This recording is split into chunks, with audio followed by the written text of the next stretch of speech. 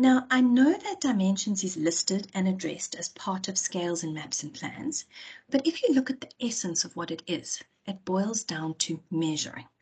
And since this was a focal area that needs attention from the diagnostic report, I really thought it's apt that we include this today. So bear with me. This is just a little note that is a snippet from our grade 12 3-in-1 book of what are dimensions. So this is what your learner would see or what you could give to them in class. And here a visual is really important for learners because that's what our question papers are based on. We want learners to understand the wording but also match it to the diagram. And if we have a look at all our dimensions, it boils down to the fact that we are measuring lengths and that learners need to know we can work in different units of length appropriate to what we're working with. But here are some general tips that might be helpful in the classroom. Is to get learners feeling comfortable with dimensions, use concrete examples. So ask them to measure their books, their eraser, their lunchbox, a cardboard box that you might have in the classroom, or a cupboard. Then, when you're working and talking, don't always use a default of centimeters or meters, which is a lot of the time the most appropriate unit. Switch it up so that learners are constantly aware what unit must I work in. That's not always going to be in centimeters, or it's not always going to be in the same unit. And then, this I always found rather interesting that a lot of learners don't know the notation.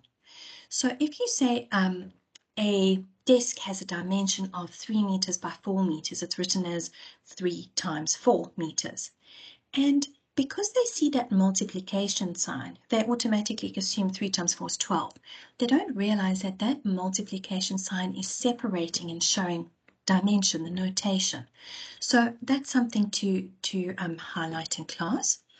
And then again, an issue that came from the diagnostic report is that we need to play with inner and outer dimensions of objects or shapes. Can learners work with it and spot the difference? And to that end, I have gone to create some worksheets, which I'll share just now. So this is the first one. Now, this worksheet might be appropriate for your grade 10 class, it might be appropriate for your grade 11 class or your grade 12 class, or all three, depending on where they're at.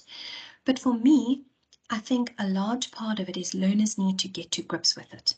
So a basic idea is that you can ask learners to bring 2 rectangular containers and 2 cylindrical containers to class.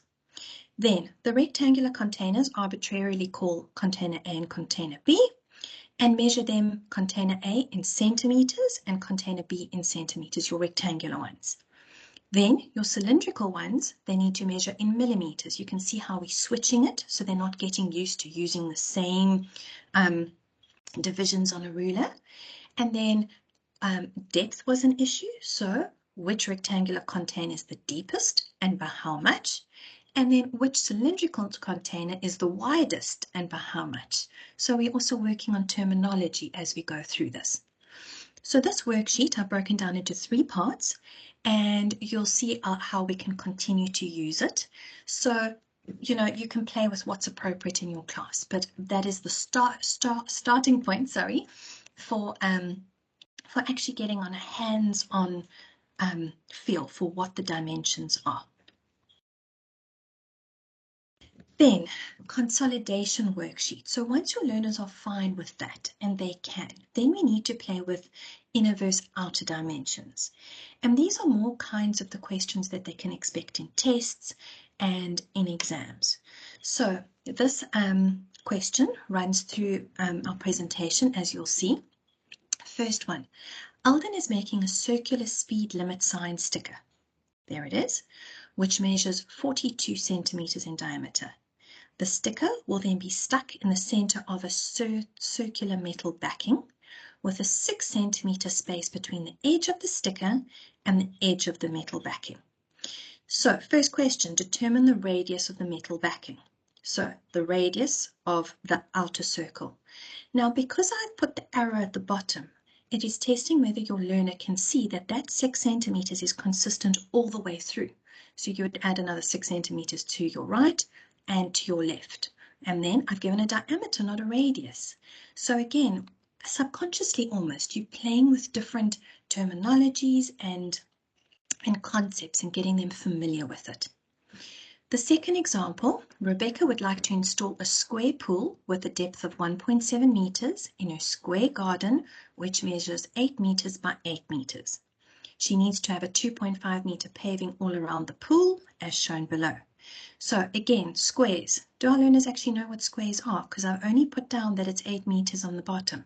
Do they know that it's also 8 meters in a vertical point?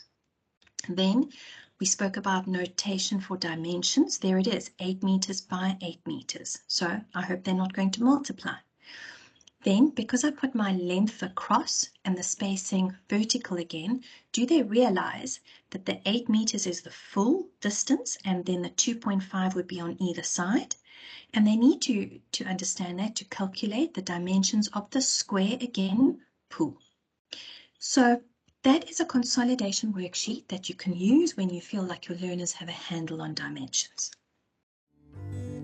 If you found this video useful, give it a like and subscribe to our channel so you don't miss any new episodes.